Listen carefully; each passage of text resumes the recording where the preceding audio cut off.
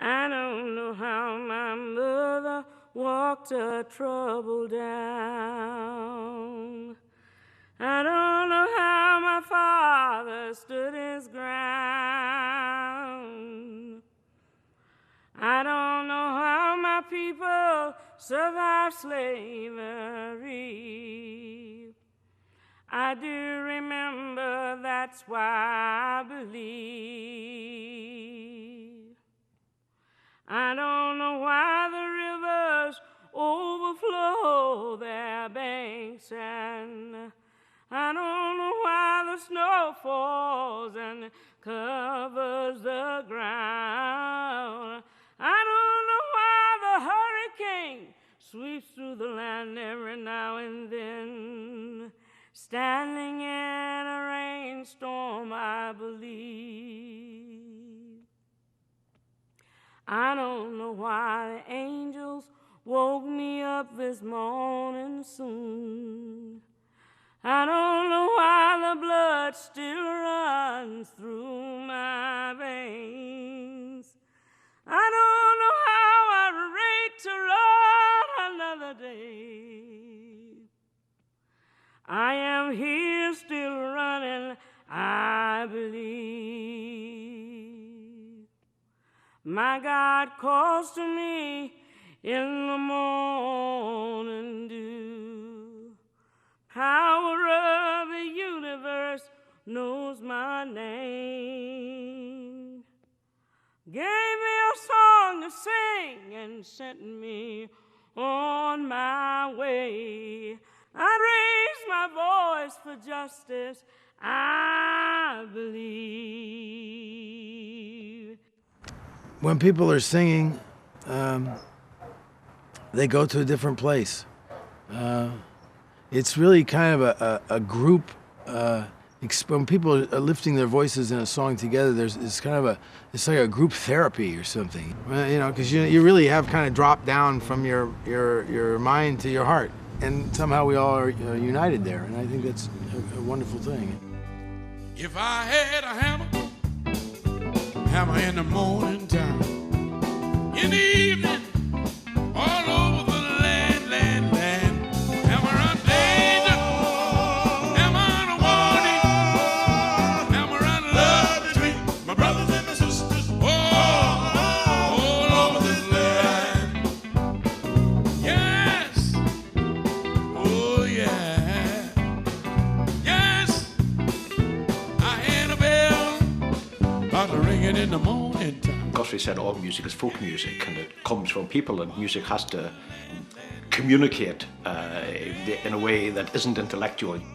Every political struggle has a soundtrack to it, sort of, whether that's consciously contrived or whether it just arises organically and mysteriously and naturally, and it's almost always better when it's organic and mysterious and natural rather than intellectually imposed upon. Everybody, that's sitting out there, everybody, that's sitting out there, everybody, that's sitting out there, I want you to stand up on your feet, I want you to stand up on your feet. Music's crucial in 20th century culture. It's been one of the great styles of the 20th century. But political music has been there throughout the great causes, particularly the whole fight against racism, the fight against colonialism. It's played an utterly crucial role, and it may be regarded as ridiculous by the pop industry today, who hate the idea of pop political music. But it is there. It's been there from the roots, it's been there from traditional times, it's been there from both folk music and from bits of art music, and even within pop music, which is a strange mixture of the commercial and the rebellious. You got something to tell you, you got something to tell you, you got something to tell you, you got something to tell you, you got something to tell you, you got something to tell you. If I had a song, I'd sing it in the morning, sing it in the morning, sing it in the evening, all over this land, sing it after, sing it feel, sing out love between my brothers and my sisters, all over the land.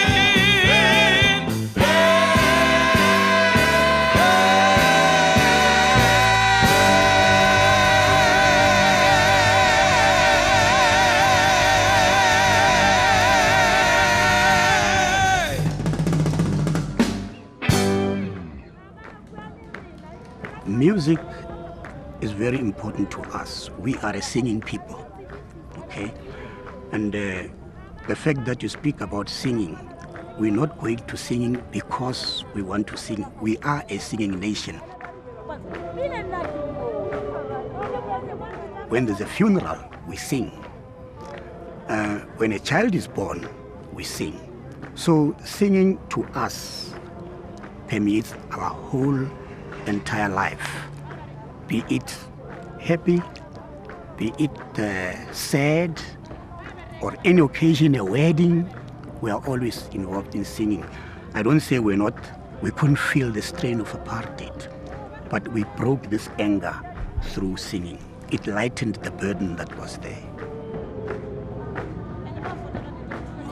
Sigeleli Afrika maluphakanyiswa uphondo lwayo izwa imithandazo yethu Nkosi sikelela thina lusapho lwayo woza moya woza moya woza woza moya woza moya woza woza moya oyi ngcwele Nkosi sikelela thina lusapho lwayo woza moya woza moya woza woza moya woza moya woza woza moya oyi ngcwele Nkosi sikelela thina lusapho lwayo. We got taught this song as children, you know, and at the time we didn't realize that it was something that was done as part of a liberation struggle, you know. But we grew up knowing Nkosi Sigelela. After 1948, when the apartheid regime came in,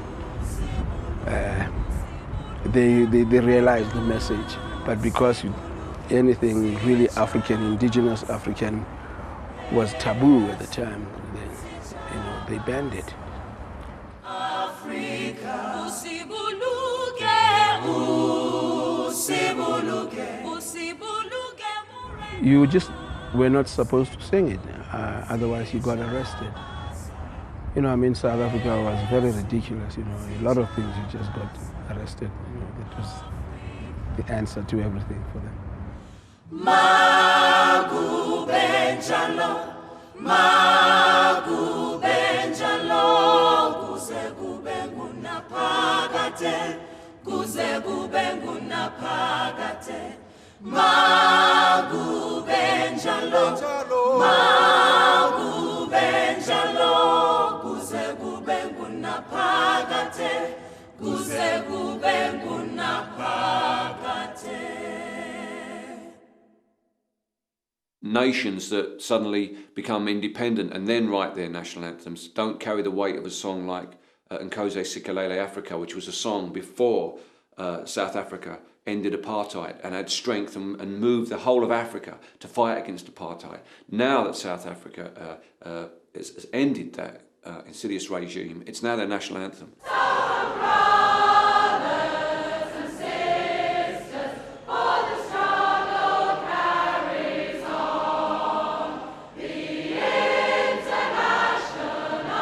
The old International, because it was written during the Paris Commune uprising in the 1870s, is incredibly archaic. By the time I came to it in the late 80s, it had incredibly archaic language. Arise ye starvelings from your slumbers, arise ye criminals of want. I mean, I don't really, really want to sing that. So I did write some lyrics of my own, and since then, those lyrics have now are being sung by left-wing choirs around Britain, and they've kind of taken some of my lyrics and changed them a bit for their own, as politics changes. So that's what happened with the old International. So that tradition carries on.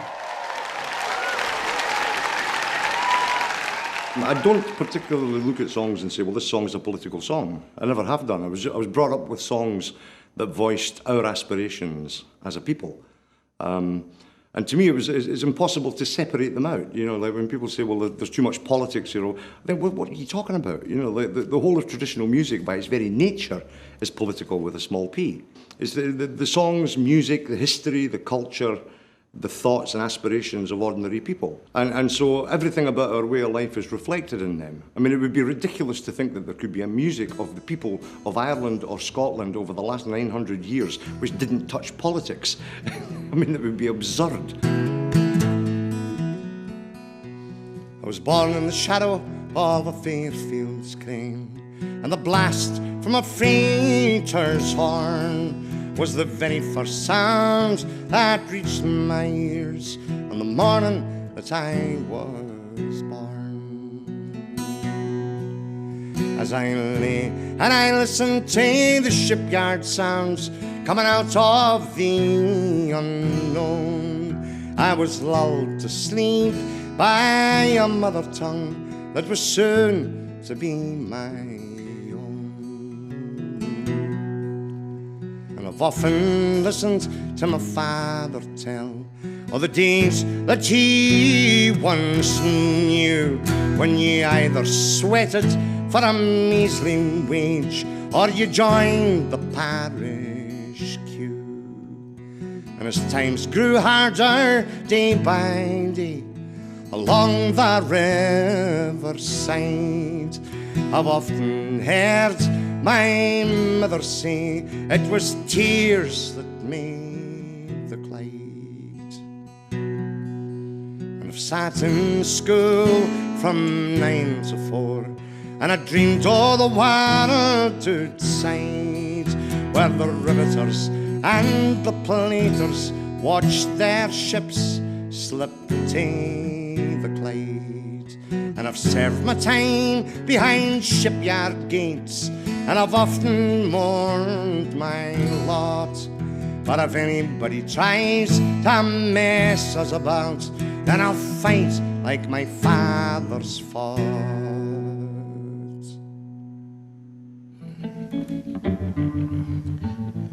It seems that songs and seeds both follow similar migration patterns. When people move, they usually bring their seeds and they usually bring their songs. I like the fact that people sing a song, they put their mark on it, and then they pass it on to somebody else. So in that sense, they're kind of like tools.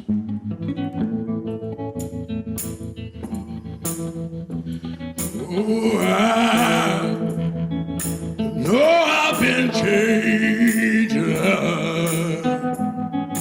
No, I've been changed. No, I've been changed. Angels in heaven don't sign my name. Angels in heaven don't sign my name. Well, I know I got religion. Lord knows I'm not ashamed. With the Holy Ghost is my witness, and the angels done sign my name. Oh, I said, I know I've been changed. No, I've been changed. No, I've been changed. Angels in heaven don't sign my name. Angels in heaven don't sign my name. Lord knows I've been converted. Lord knows I've been redeemed. Well, you can wake me up in the midnight hour. I'm gonna tell you just what I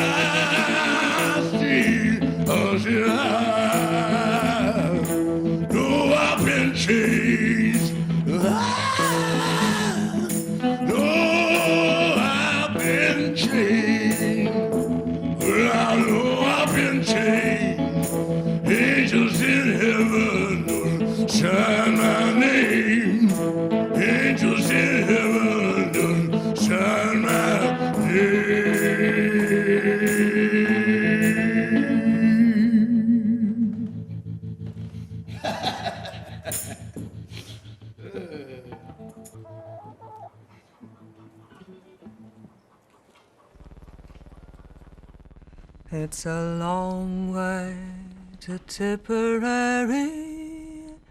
It's a long way to go. It's a long way to Tipperary, to the sweetest girl I know.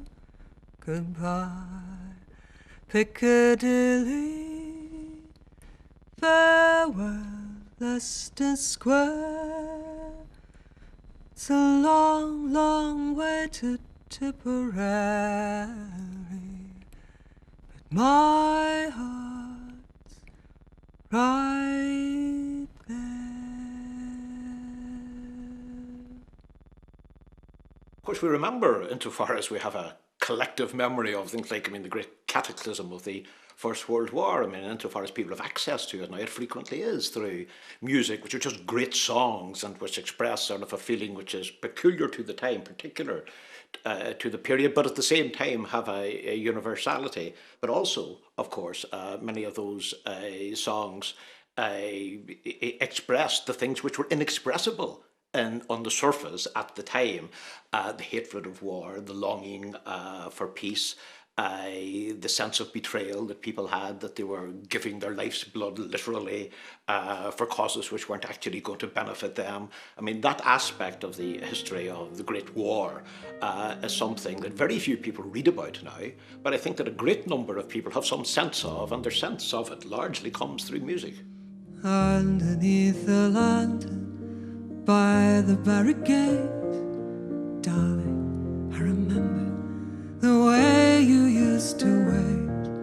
It's there that you'd whisper tenderly that you loved me. You'd always be my lily of the lamplight, my own Lily Marlene. Orders came for sailing somewhere over there, all confined to barracks. It was more than I could bear. I knew you were waiting in the street. I heard your feet, but could not meet my lily of the lamplight, my own Lily Marlene.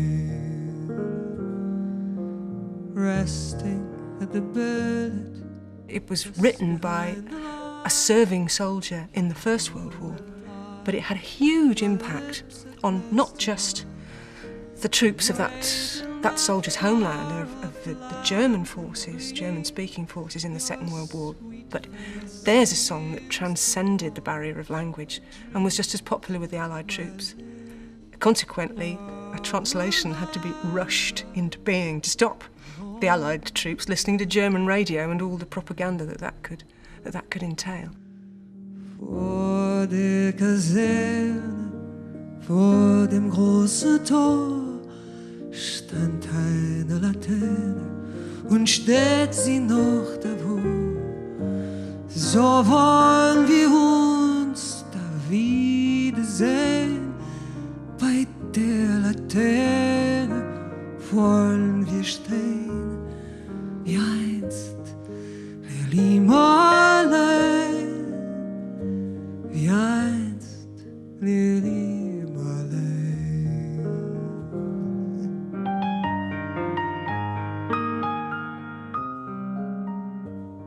The pain of love and its attendant disasters and triumphs is something that is absolutely universal. And a song like Lily Marlene carries that with it. It's of its time and timeless, all in one go. And it's very, very easily assimilated by anybody. All you need is a heart and a pair of ears. It's not the official history of people, because the official history is usually written by historians that are well-lettered and they write it from a different aspect. They write it from up here, and they're looking down on it. But traditional music particularly, and protest music and stuff, like union music, is written by the people. It's our oral history. It's what made us do things. It's what made us march. What made us sing. What made us happy. And yes, I feel that it does deserve as much respect and dignity as any of those history books high on a shelf. This is oral history.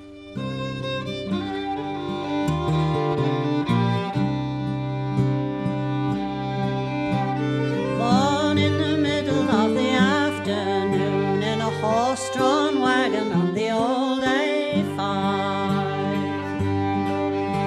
The big 12-wheeler shook me bed. You can't stay here, the policeman said. You better get born in someplace else, so move along, get along, move along, get along, go. Move, shift. Born on a common near a building site where the ground is rutted with the trailer wheels.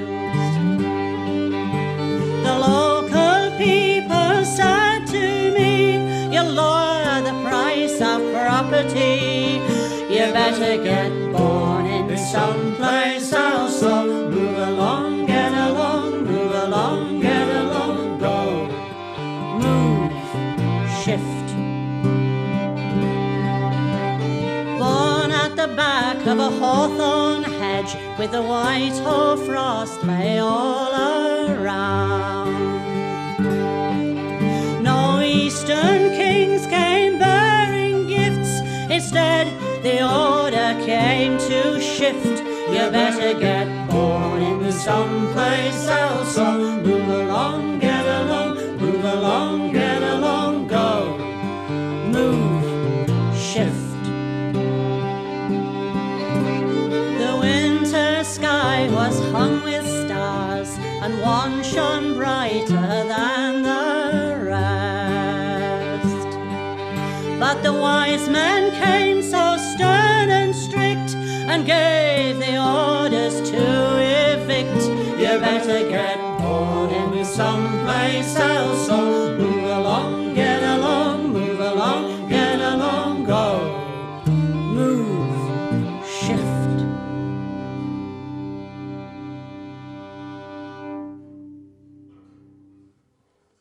So you write and you make sure, you have the hope, at least. You make sure you make the effort to let those people know, those who are being abused, that they're not alone. That there are other people somewhere else that are looking at what's happening, and that they're not alone. And if they can't speak, then we are speaking for them. But I think it was also a way of a personal way of expressing outrage about things that we felt were unjust and unfair, you know. But I don't think that every artist has to do that. I think you do it if you feel it and if you're able to. So without becoming ideological and pamphletary in the process, you know, which is a very difficult thing to do. I think that the most effective writing, songwriting, in terms of reaching people's hearts, is the one that is done from a humanistic point and not from an ideological point. This is the beautiful thing about songs, that they travel and they, you know, and they get adopted by other people. The meaning changes. There's something very elastic and shapeable about songs. Ain't going down the well no more. I guess originally it probably was about a well. Somebody went down to the well and the well was poisoned and someone got sick and someone died. Someone said, I ain't going down the well no more. And of course, later it became about just about anything that you did that you don't want to do again. I went down to town, I lost all my money, and I'm not going down there anymore. I heard Leadbelly sing it, on a record, of course.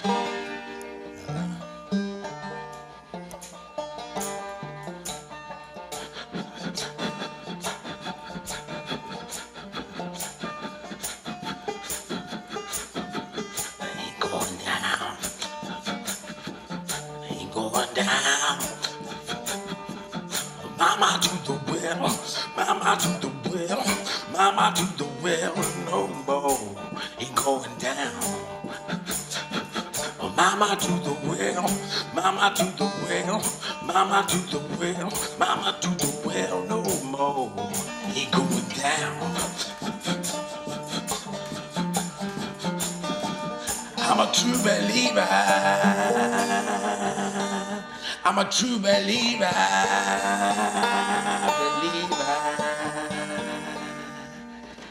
ain't going down. Ain't going down.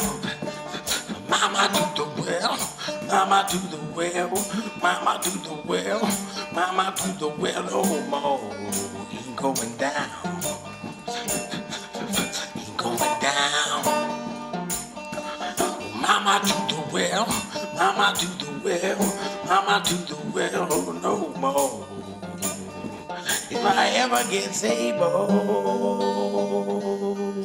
if I ever get able to pay this debt I owe, ain't going down, ain't going down. Mama to the well, mama to the well, mama to the well, no more, ain't going down. Mama to the well, mama to the well, mama to the well, mama to the well, mama to the well, no more. Ain't going down. Ain't going down. Ain't going down. Ain't going down.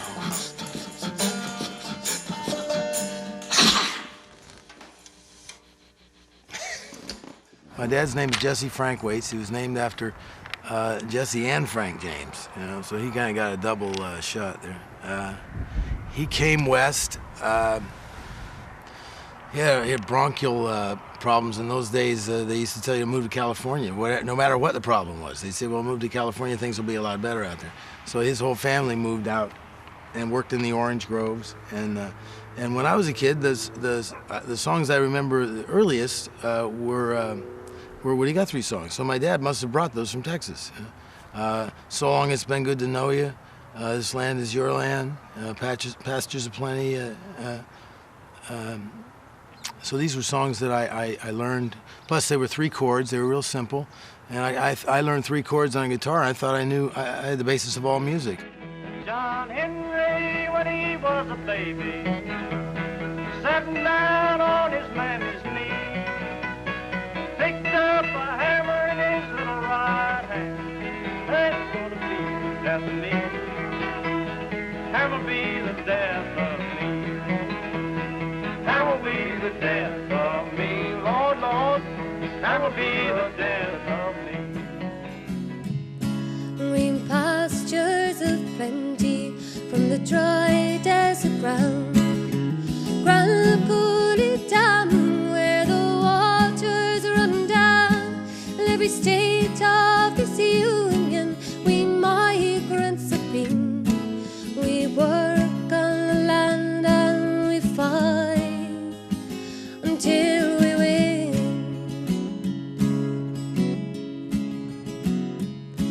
It's always with grandma that river and I. Long your green valleys I work till I die. Travel this road until death sets me free. Pastures of plenty must always be free. You think maybe that the Woody Guthrie song doesn't have much relevance today, but if you look at Ireland, all the refugees and asylum seekers are coming in, and I usually dedicate it to those refugees and asylum seekers. They're facing a tremendous amount of discrimination when they come into Ireland, and it's a way really of trying to get people to look at the whole issue in another way. That's why Woody Guthrie was such a good songwriter. His songs are fairly timeless and have universal themes, so they can last and make a difference today.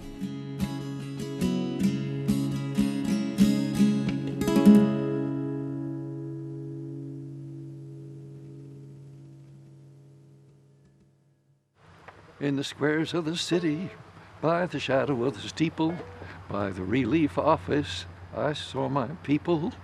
As they stood there hungry, I stood there whistling. I shout, "What'd he whistle? This land was made for you and me." And then right after it was a great high wall there that tried to stop me. There was a great big sign there, said private property. Isn't that wonderful? Rhyme, stop me with property. But on the other side, it didn't say nothing. That side was made for you and me. I didn't grow up in a musical family, and I was raised in the Episcopal Church, which do have the most god-awful, horrible hymns. Not terrible melodies, you know. Almighty fortress is our God, you know. So I didn't even have the luxury of those beautiful Baptist hymns or any of that music. So I came to it totally sort of virginal, as a complete clean slate. When you first get introduced to folk music, of course, Woody Guthrie is the icon. I mean, he is it. He is the man for American folk music, because he walked the walk and he talked the talk. I mean, he lived the life. He was a man of the people. He rode the boxcars. He picked the fruit. I mean, and then he wrote about it. He told the stories. He was the evening news. The crops are all in and the peaches are rotting. The oranges are piled in their creosote dumps. They're flying them back to that Mexican border to pay all their money to wait back again. Some of us are illegal and others not wanted. Our work contract's out and we have to move on. It's 600 miles to that Mexican border. They chase us like rustlers, like outlaws, like thieves. In this news story about the plane wreck at Los Gatos Canyon, the story basically was very dismissive of what about a minor event it was, because these people were only migrant workers and they're not important. Woody Guthrie's song, in the most subversive way, he gives a voice. He becomes the voice of the people that were on that plane. And so it becomes so heartbreaking, because he pulls you into this beautiful song and then you realize that the voice that's speaking to you is the people that you had possibly dismissed. The sky plane caught fire over Los Gatos Canyon. Like a fireball of lightning, it shook all our hills. All these dear friends all scattered like drivers. The radio says they are just deportees. Is this the best way we can grow our good orchards? Is this the best way we can grow our good crops? To fall like dry leaves, to rot on the topsoil, to be known by no name except deportee.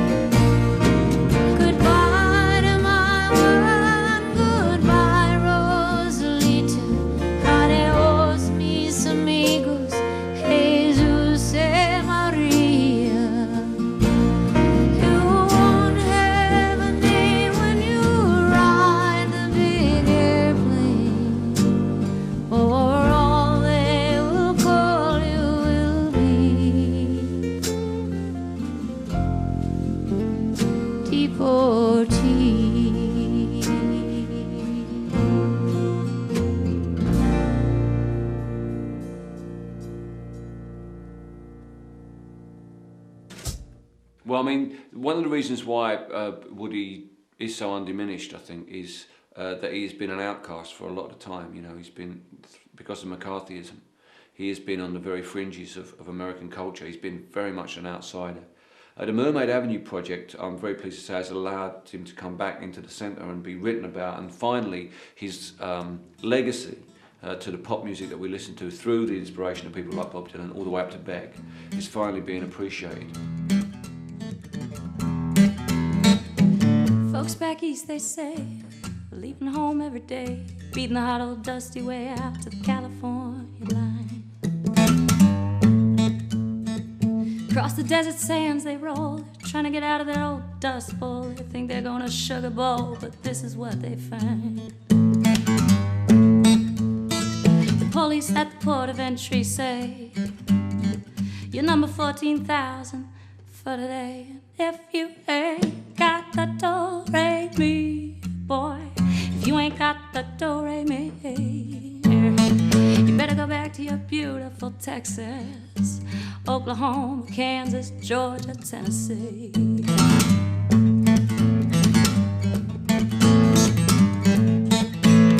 California's a garden of Eden, a paradise to live in or see.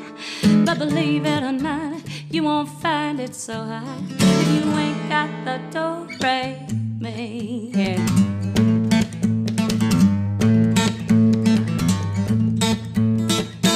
Maybe you want a house or a farm, not do nobody no harm. Just take your vacations by the mountains or the sea.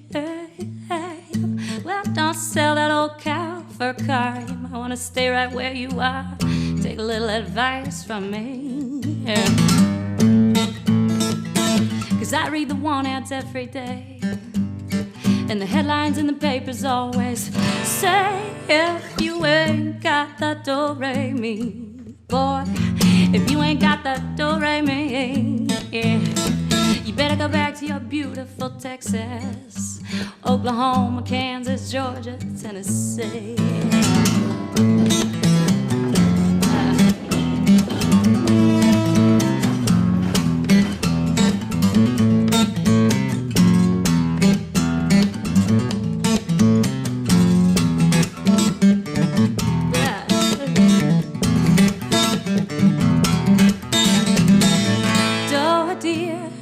Female deer, ray a drop of golden sun. Me a name I call myself. Far long, long way to run. It's a long, long way to run from Oklahoma. It's a long, long way to run to California. It's a long, long way to run. We started this, our group Los Lobos, in 1973 in East Los Angeles, which is the Mexican-American community in Southern California. And it was well before the current flow of a lot of different Latin American people that are coming in, like Central American and South American. So it's very specific Mexican-American barrio is what they call it.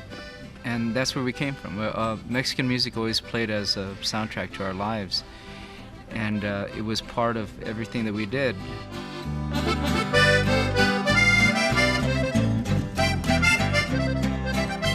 Carabinas 30-30 que los rebeldes portaban, y decían los federales que con ellas no mataban. Carabinas 30-30 que los rebeldes portaban, y decían los federales que con ellas no mataban.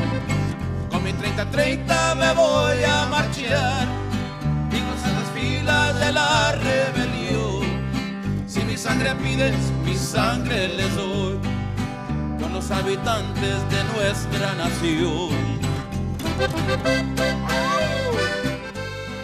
The song we did here was Carabina 30-30. It's a song that comes from the Mexican Revolution, 1910. And this particular song is more about celebrating the peasants and the poor people during the revolution. The 30-30 carbine was a very low caliber gun, and the song talks about how this can't do anything, but it's the passion that those people felt. And that's what's conveyed in this song. The song is written in a style that's called a corrido, which is a storytelling song that was very popular during the Mexican Revolution, that was kind of like a musical broadside that told the stories of what was going on. Que nunca tienes miedo, con mi 30-30 me voy a marchar, irnos a las filas de la rebelión. Si mi sangre piden, mi sangre les doy, por los habitantes de nuestra nación. Ya nos vamos pa' Chihuahua, ya se van, negro santo, si me quebra alguna bala, y a llorarme al campo santo. Ya nos vamos back to Islos, ya se va tu vato loco, si me chinga alguna bala, y a llorarme al campo santo. Con mi 30-30 me voy a marchar, irnos a las filas de la rebelión. Mi sangre piden, mi sangre les doy, por los habitantes de nuestra nación. For the Mexican American community, there's so many stereotypes, and historically our culture has been depicted in motion pictures as you know, the bandito or the sleepy Mexican, that sort of thing, and we're on a crusade, I guess, not only to bring our music to different cultures, to different parts of the world, but also to redefine a lot of those stereotypes. I think in totalitarian states or dictatorial states, they are very afraid of the artists because they know that they cannot kill ideas. See, they can kill the person, but they cannot kill the idea. And they know that very well. And there's nothing that is more effective than an idea that has been made a part of the people, of the society.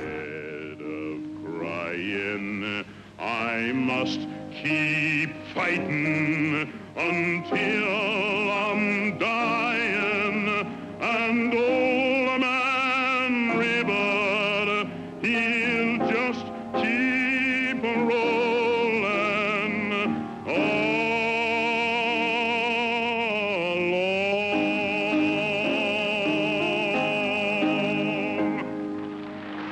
My father represented, just in the way he stood, walked, talked, dignity, surpassing unchallengeable dignity, which is the one thing that even the liberal establishment wished to deny blacks as a people. After World War II, in which hundreds of thousands of African Americans fought and died in a segregated army for freedom, they came back assuming that they would get their rights. When they didn't, in fact, when repression, especially in the South, was increased, not decreased, and when Roosevelt, whom they saw as a savior, as a hero, died and was replaced by Truman, who filled his cabinet with Southern racists, there was a determined movement at the grassroots to take their freedom. But it's in that context that my father said, I'm looking for freedom, full freedom, not some halfway house, for all of my people now. The issue was black freedom now far outweighed the issue of communism, which, of course, they tried to bring him down with. But the central issue was his uncompromising demand for freedom now. And that was why he was blacklisted and actually almost killed. Despite the threats, on September 4th, 1949, Robeson came to sing. He invited me to open for him at a concert in Peekskill. Well, down in Washington, they were figuring, how can we get this guy Robeson to shut up? Oh, let's sick the people of Peekskill on him. There's a lot of Ku Klux Klan people along the Hudson, and many of them had members in the police force, in the fire department, in the American Legion, and so on. There are hundreds and hundreds of people here, and if there's a serious outbreak, it will be very bad. It was a huge crowd. We sat in a big field. Robeson gave his concert, but on the way home, there must have been 15 or 20 piles of stones, and a young man throwing them at every car that passed. Skirmishes are breaking out all over here. The police are fighting the cops, and they are beating up at Negroes. Commies, niggers, Jews, not necessarily in that order. You got in, but you won't get out alive. So it was almost like a piece of Nazi Germany in the middle of New York. That was scary. And there were ordinary people now saying this. Grandmothers, young people, kids, you're good American neighbors. Absolutely gone mad.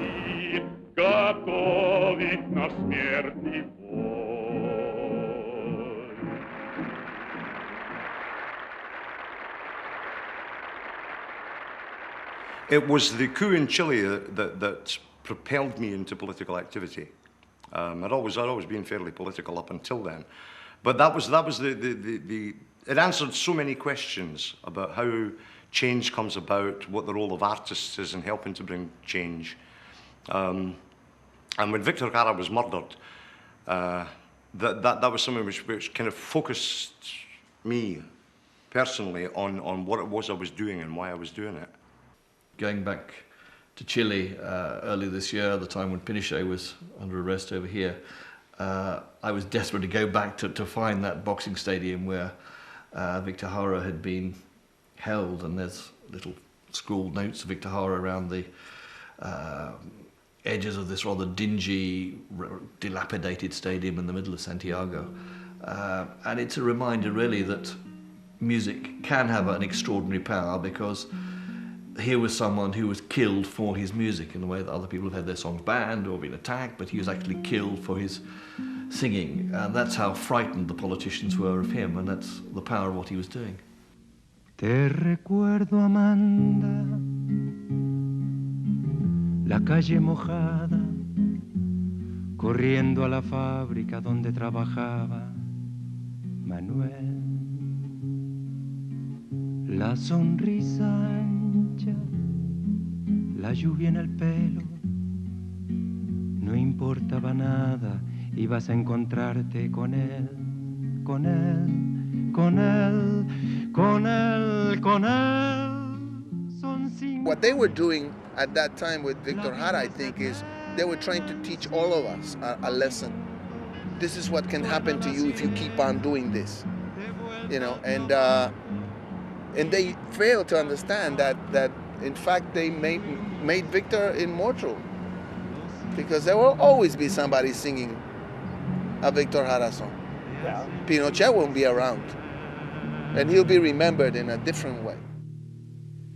Te recuerdo, Amanda, la calle mojada, corriendo a la fábrica donde trabajaba Manuel. La sonrisa ancha, la lluvia en el pelo, no importaba nada, ibas a encontrarte con él, con él, con él, con él, con él, que partió a la sierra, que nunca hizo daño, que partió a la sierra, y en 5 minutos quedó destrozado. Suena la sirena, de vuelta al trabajo, muchos no volvieron, tampoco Manuel. General Pinochet, who was responsible for the murder and brutal torture of, thousands of his citizens, was being voted into the Senate. And so we had a protest at the concert where we brought the mothers of the disappeared from Chile onto stage. They arrived with pictures of their loved ones that had been cut down and taken from them, as the song says.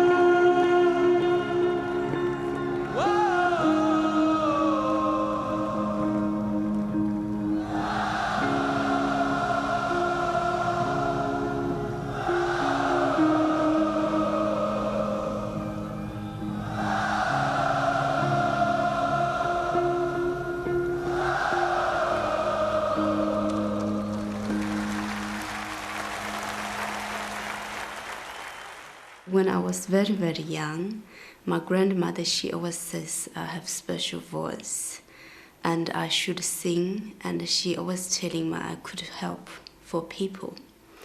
And at that time, it's very, very difficult for me to understand. I said, you be punished, tortured, we don't have any freedom to do anything, and you be marched on the street. And I said, why I sing?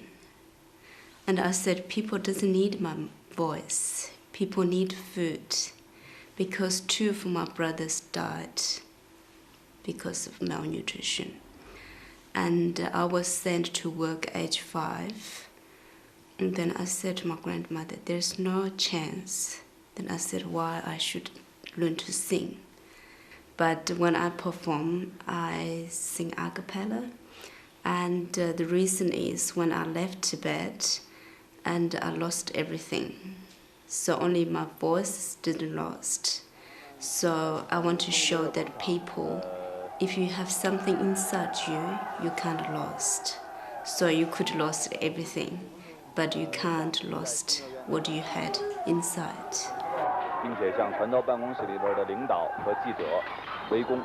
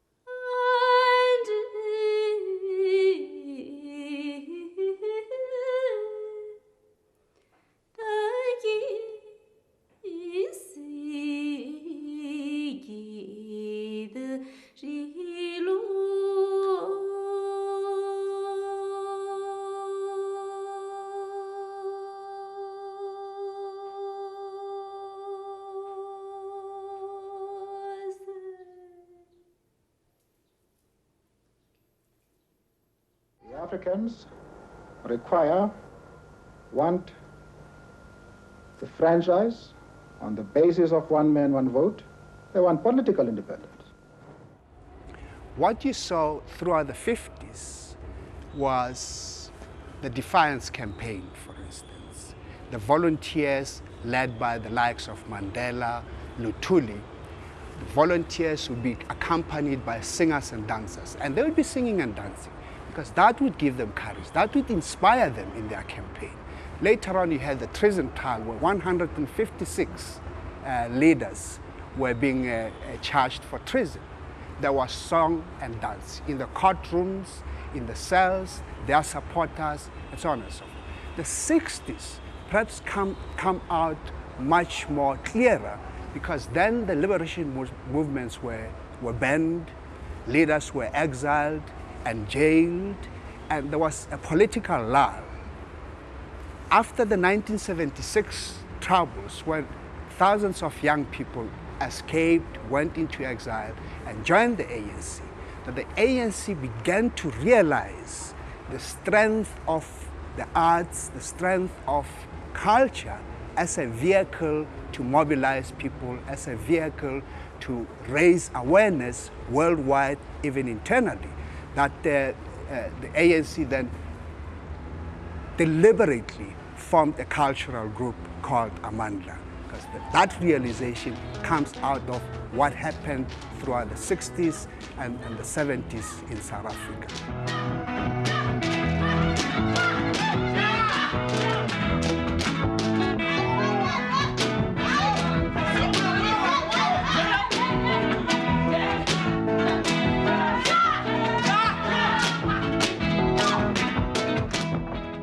It was the most powerful mobilizing instrument that the ANC has ever had, you know, because it was edutainment. You know, we were telling the people about the struggle in South Africa whilst entertaining them, and we would get all the other written material and the people would just eat it up and buy everything, and people would be coming to me and asking, is what we are seeing real, or is it just fiction, or is this just a story? I said, no, this is exactly what is happening in South Africa. This is the history of South Africa, you know, and people would be saying, how can we help?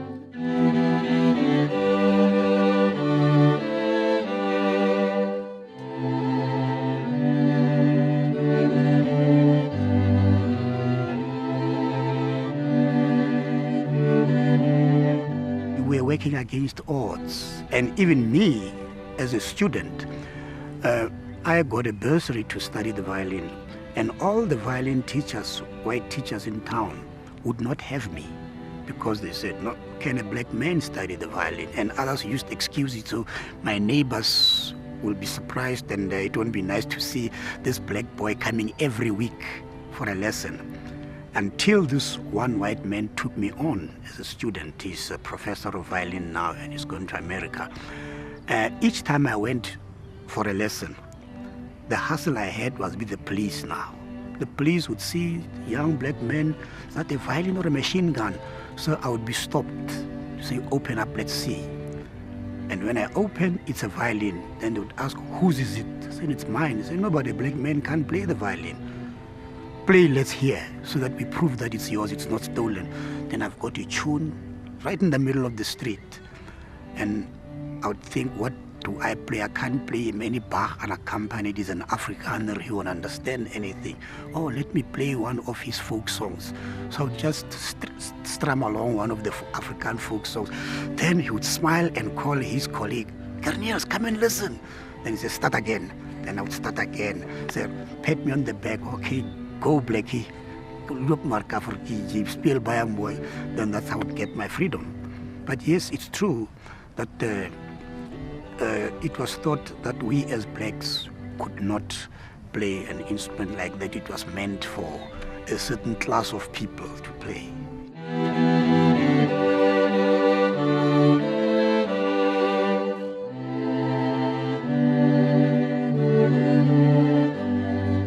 In September of 1960, I landed in New York.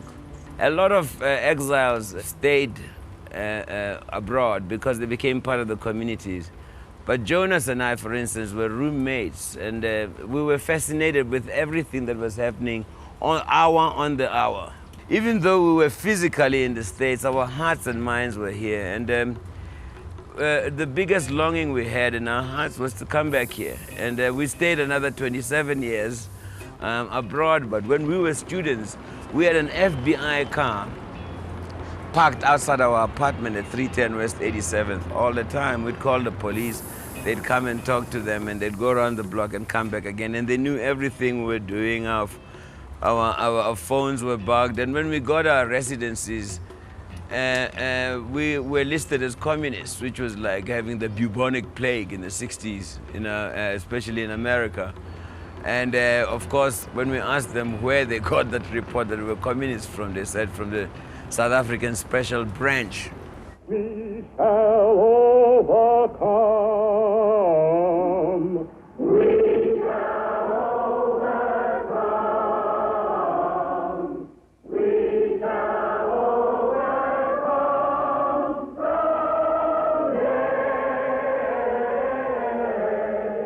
Singing was a way of visualizing a community with sound. It actually made what was and was not the community. And so then beyond that, singing could, if the sheriff came into to a mass meeting, singing could roll back the terror and keep you in the room so that you didn't run from fear.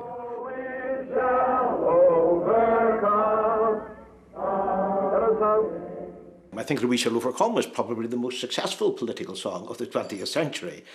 So simple, I mean, so direct, so easy to remember. You only have to hear it once and it rattles around in your head forever afterwards. I can recall the early days of the civil rights movement in Northern Ireland in 1967 and 1968, when one or two straggled voices would occasionally emerge singing We Shall Overcome, a song which they'd heard from America. They probably didn't know who had written it, but vaguely associated with the black civil rights movement and so forth. And literally within months, by mid-1968, we had tens of thousands of people marching sort of on the streets of Derry, singing in huge choruses. And in doing that, in some conscious or semi-subconscious way, relating their demonstrations to the demonstrations in Selma in the United States. I've chosen a newish song, I mean, for the last couple of years, a song that really impressed me when I first heard it, and I've had it in my mind to perform it for a couple of years. And it's the song Please from the album Pop. And it's not my place to say what it means. I can only sing and hope that it, you know, I sort of think it means that, can I show you? I think it means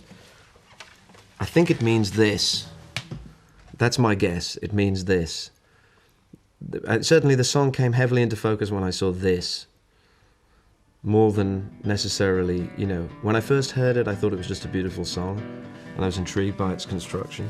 And then I heard it performed a few times in concert, and it seemed to take on more of that aspect. But I don't want to say more about it than that, just sing it. So you never knew love until you crossed the line of grace. And you never felt wanted until you had someone slap your face. And you never felt alive until you almost wasted away.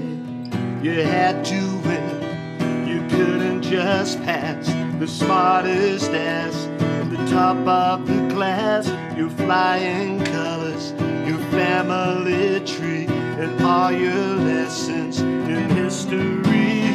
Please, please, please, get up off your knees, please, please, please, leave it out.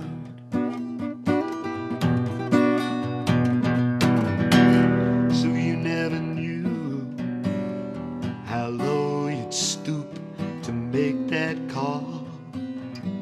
So you never knew what was on the ground till they made you crawl. So you never knew that the heaven you keep, you stole your Catholic blues, your convent shoes, your stick-on tattoos. Now they're making the news. Your holy war, your northern star, your sermon on the mount from the boot of your car. Please, please, please, get up off your knees. Please, please, please, leave me out of this. So love is big, love is tough, but love is not what you're thinking of.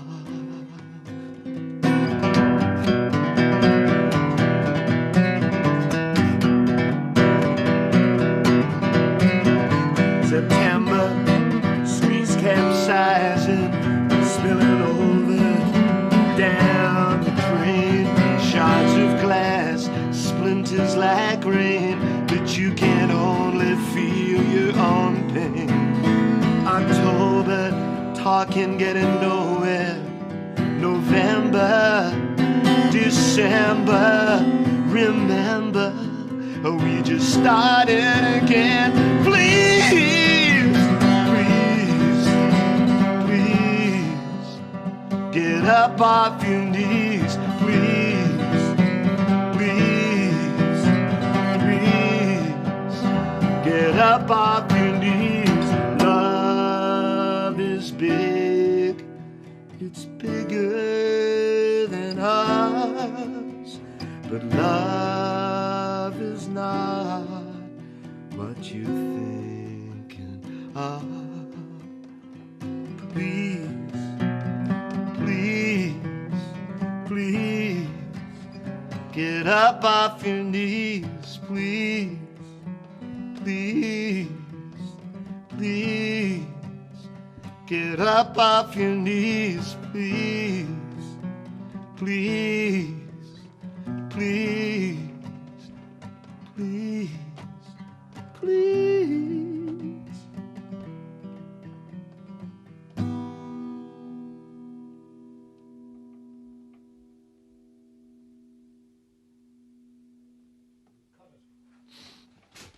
We want to bridge the generation gap. We want to bridge the gap between the races.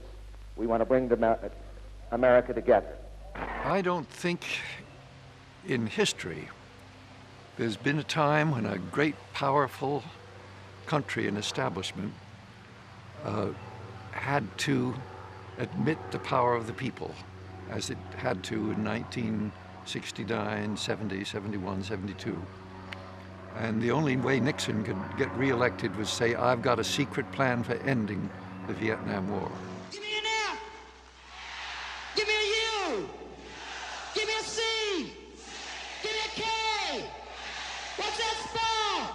What's that? Country Joe wrote 1, 2, 3, what are we fighting for? And he got in the Woodstock movie. Every single young person in America knew this song. It would have been #1 if it had ever been played on AM radio. But it was a non-song as far as the establishment was concerned. But all the young people knew it. They'd whistle it going down the street. And occasionally my grandson and I, or Arlo Guthrie, we sing it for crowds right now. And a whole batch of middle-aged people join in with us, and their children say, how'd you all know this song? Sing it. 1, 2, 3, what are we fighting for? Don't ask me, I don't give a damn. Louder! Vietnam. And it's 5, 6, 7. Open up early gates. Well, I ain't no time to wonder why we walk on. President Johnson, meanwhile, let it be known that the FBI is closely watching all anti-war activity. David Zettner used to play bass in my band, and he was a young man, 17, 18 years old, and he was drafted into the Army. He was an artist, a musician. He was not a soldier, you know, and he never wanted to be one, so boom, all of a sudden he's gone. And then when he left, I hired B. Spears, the guy who's playing bass with me now. But I wrote this song about David, but I call it, call it Jimmy's Road.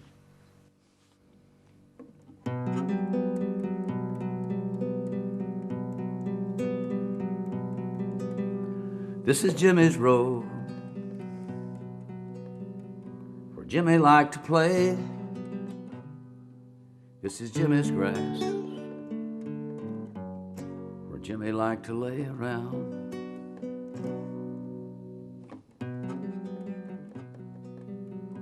This is Jimmy's tree that Jimmy liked to climb. Then Jimmy went to war, and something changed his mind around.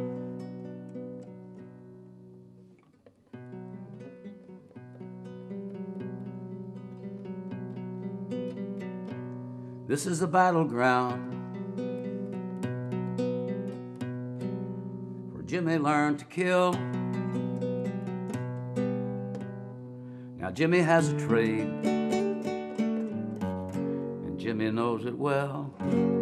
too well.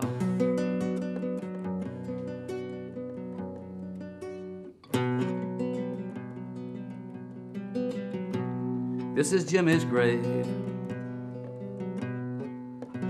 where Jimmy's body lies. And when a soldier falls, Jimmy's body dies and dies.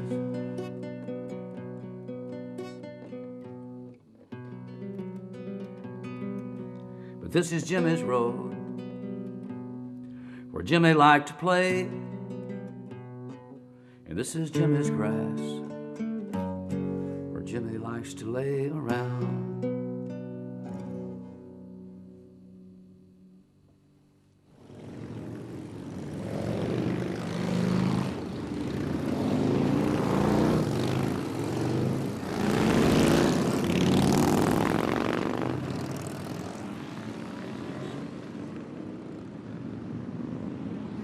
I think that one thing that has sort of predominated in the last century is a masculine perspective through these traditions, and I guess if there's anything that I bring it, through my work, my little songs, is a feminine perspective. And traditionally we have even thought of the political content of music. I think that the perspective has been a masculine one, and there's all the songs of working on the railroads or going off to war, or all of these more male circumstances, and our idea of what is political, I think, is framed through that. And so in my own work, I have other angles on what is political. The sun is setting on the century,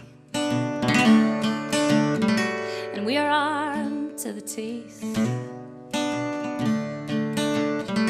We're all working together now to make our lives mercifully brief. And school kids keep trying to teach us what guns are all about. Confuse liberty with weaponry and watch your kids act it out. And every year now, like Christmas, some boy gets the milk-fed suburban blues, reaches for the available arsenal, and saunters off to make the news. And the women in the middle are learning what poor women have always known. The edge is closer than you think when your men bring the guns home. And true, it may take some doing to see this undoing through, but in my humble opinion, here's what I suggest we do.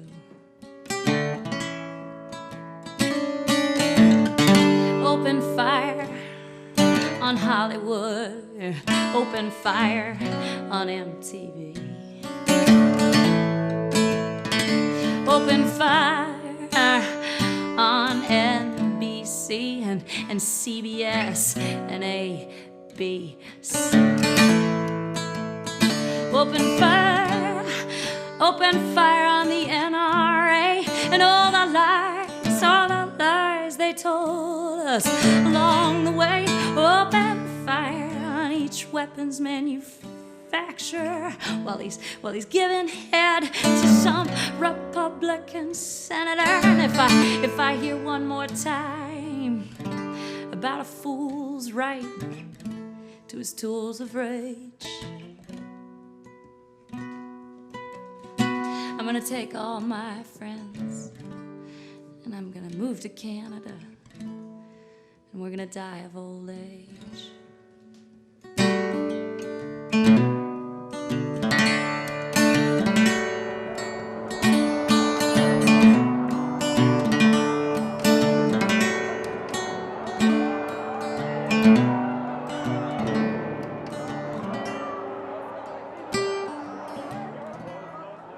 I think that we are seeing a new movement, a great anti-capitalist movement, and which most obviously exemplified in Seattle, which did send a thrill around the world. And I think it's much more difficult now for young people to stay outside the maw of, you know, the industry than it used to be. After all, when Joe Hill was strumming his guitar, when Woody Guthrie was on the road, although even in Guthrie's time it was beginning to happen, there weren't agents waving checkbooks and making false promises, waiting behind every flatbed lorry that you sang on, offering you contracts and so on. And I think the industry now is much more structured. It is much more deeply enmeshed into global capitalism than ever before. That's perfectly obvious to look at it. And it's much more difficult now for an artist, I mean, simply in practical terms, to make a career while steering clear of the industry and of the capitalist manipulation of music and of artistic creation. We all want clothing and food and want a roof. I stand up and say what I say in front of you. Coming through, promise something no chill for yo. More, they probably want to keep it real for the crew. Pull out the hardware, do what you trying to do. So I can grab them, I can do what I'm dying to do. The brother Questlove maintain the 1 and 2, still stunning you. Yo, you know who just pull out the hardware. Come on, pump it up, pump it up, rock, rock, rock. Come on, pump it up, get it up, pump it up, yeah. Pull out the hardware, they keep doing it. We gonna do it up, they keep loyal, they get it loyal. We wanna loyal, we gonna.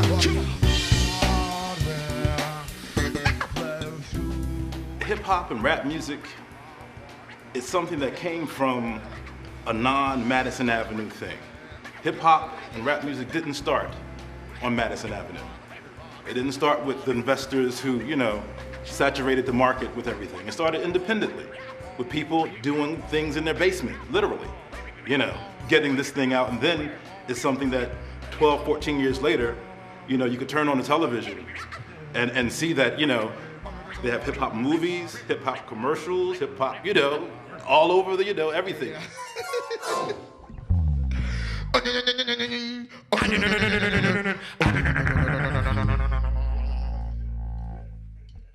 You can write very simple songs that say very simple things admirably.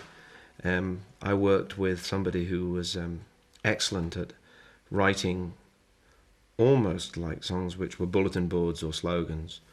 Jerry Dammers, I produced a Specials first record, and what I was drawn to a lot about it was how he was able to, in an unabashed way and in an unembarrassed way, write songs which were little homilies. They were really, you know, they weren't shy of taking a moral position, particularly about racism and all sorts of things really in the first album. And he would write them, but they never felt hectoring to me. They had a sense of humor. They were presented with a sense of style and a sense of panache. This time was coming and it goes down. All the clubs are being closed down. This place is coming like a ghost town. Bands won't play no more. Too much fighting on the dance floor. That's the sign of the authentic genius in popular culture, is to identify what lies at the heart of a great mass movement and to express it in personal terms, just as it was an act of genius that, I mean, the Specials' Ghost Town was #1 in the British charts on the day Margaret Thatcher became Prime Minister in 1979. Now, that couldn't have been planned, but yet what an anthem for the dereliction and the social and spiritual dereliction of the Thatcher years. I mean, I also produced Free Nelson Mandela, which obviously, you know, is... I mean, I was amazed to see recently a footage of people in South Africa using that chant prior to Mandela's release. I didn't... Now, what I don't know, and I never questioned Jerry, was whether this chant pre-existed whether he absorbed the chant and put it in the song, or whether it was really a piece of international crosstalk and the song existed and was taken back by Dali Tambo, Oliver Tambo's son, who was one of the AAA guys, but prime movers in London, who Jerry worked in conjunction with. So it would interest me now. I never really paid attention to the mechanics of how the song got back to South Africa, if that's indeed what it did do.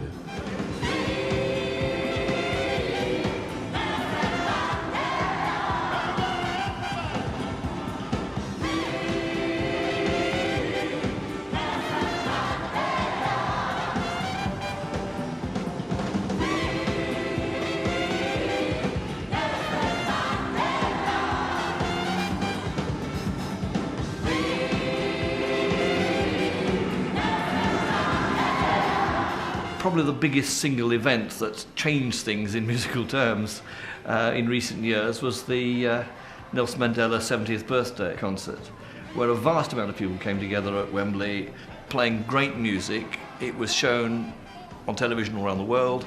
It was in a way like a bit of old-fashioned folk concert, but using electronic media in a very clever way. It was very well staged, and one got a feeling being there that people were there not to boost their own careers, as sometimes happens with good causes, but because they wanted to get Mandela released. Jerry Thomas and friends, ladies and gentlemen. With Free Nelson Mandela, the song that started it all. Thank you.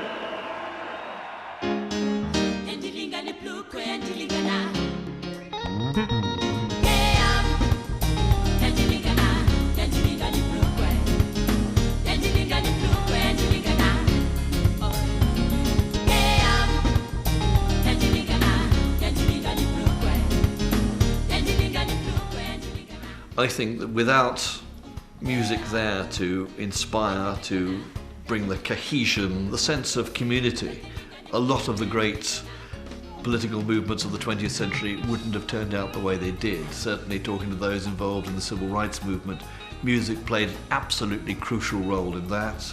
Again, looking at the anti-racist fights in Zimbabwe, Rhodesia as then was, South Africa, music played a crucial role. So yes, music was absolutely vital.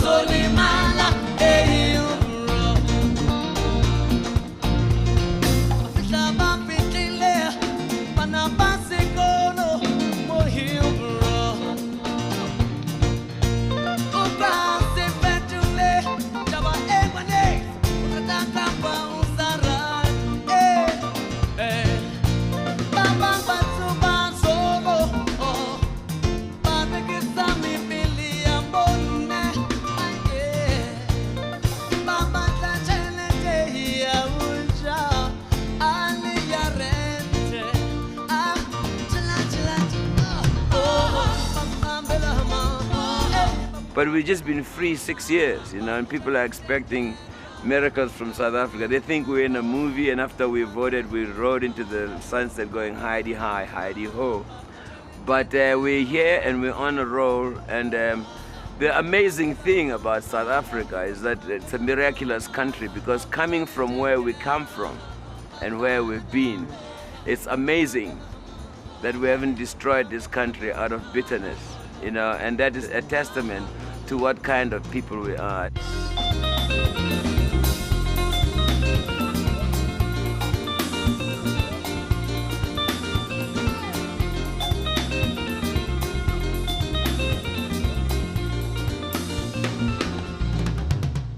We have just started recently a committee where both black and white children have come to meet together to form an orchestra.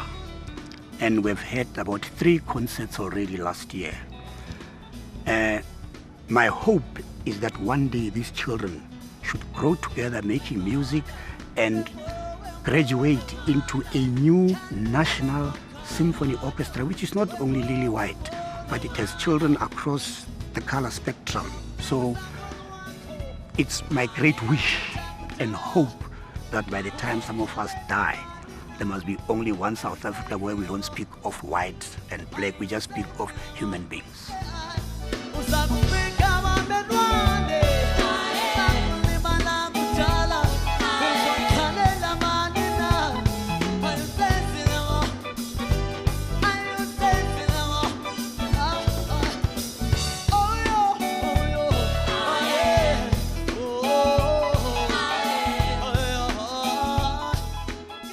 It's a great time coming for political music, and I think that we are seeing again sort of it's the transmission belt from the struggles of the past into the struggles of the present. So that transmission belt is a musical transmission belt, and I think that's terrifically interesting and terrifically hopeful.